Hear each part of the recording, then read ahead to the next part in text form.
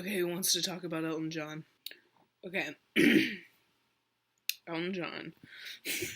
Okay, Elton John was born March 25th, 1947 in Pinner, um, in, Britain or whatever. He was born Reginald Kenneth Dwight, and he was like, fuck that nerd shit. And he, like, borrowed his first name from, like, a singer, and then his last name from a singer, and he was like, this is dope. He, like, went to, like, the Juilliard of England, which I'm not familiar with, but, I mean, I would know if I was sober, but I don't remember. And, learned all his scales or whatever, and then, like, he graduated, and he was like, okay, I'm gonna be in a band. And he joined this band called Bluesology, which I've listened to a couple of their stuff. It's not super good, but I think because he doesn't sing in it, and he's just, like, tip-tapping on the piano, and I'm like, I really enjoy his piano work, but also it's, like, his voice.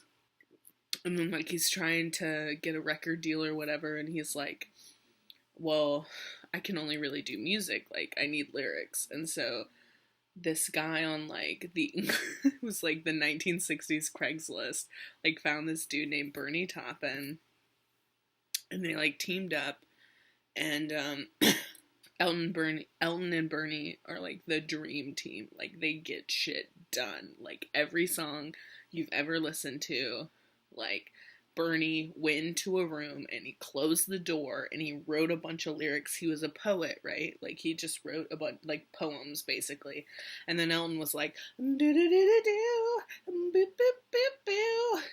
Bernie was like, I don't give a shit. Like, they literally, like, they wrote a song about it, actually, where, like, it's called Two Rooms at the End of the World, and it's like, okay, I'm in this room, and then you're in this room, and it's like, we don't have to talk, and it just works, right? Which is, like, so cool, honestly. Like, when I tell people I'm like, Elton just doesn't write his own lyrics, everyone's like, and I'm just like, shut the fuck up, dude. Like, he's doing his own thing. It's like, chill. Like, can you write music? Like, can you play the piano? Like, fuck off. Elton John, this is pretty much his debut album. Like, no one cared about Empty Sky. Elton John came out, everyone was like, we gotta check out this Elton John, dude. It's like, self-titled albums really get your name out. His first American gig was in the Troubadour, which is, like, the place to start out. I don't know, it was going really well for him. Like, he was chilling. Goodbye Yellow Brick Road came out and shattered everyone's expectations. Like, no one was ready.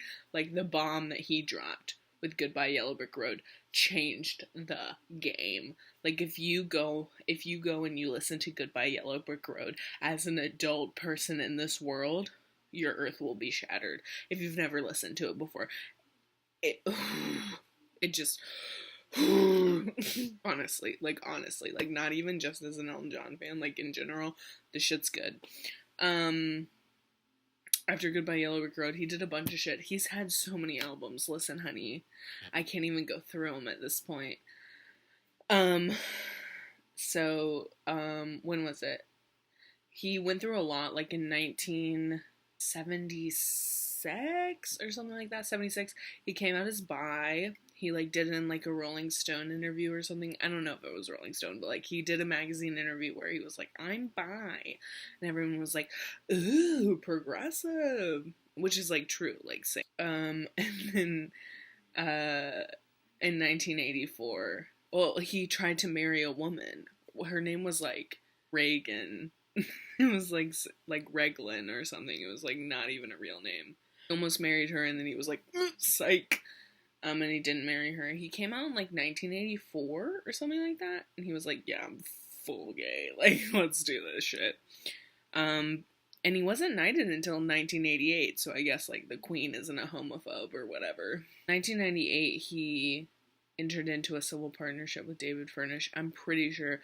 Honestly, all of this factual information is probably incorrect. Like, I'm so shit at memory, and also I'm drunk. He entered into a partnership with Nigel. With Daniel with David Furnish. They've been partners, husbands ever since. He was like a huge. God damn it.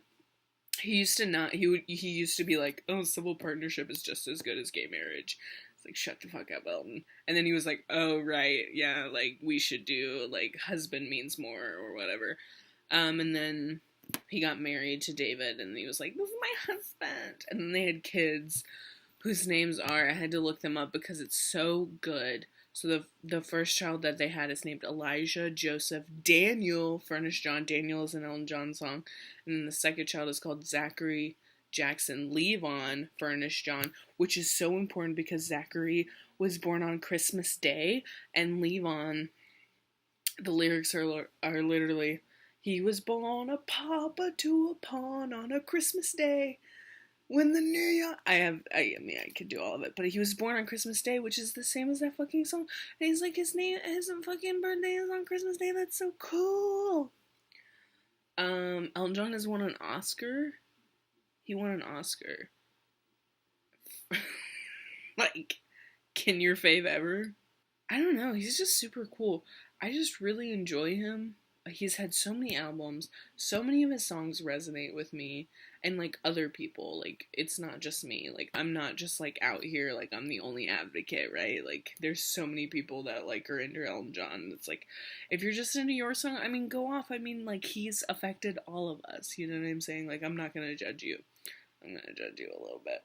But it's like, you know, like, we're all out here having a good time.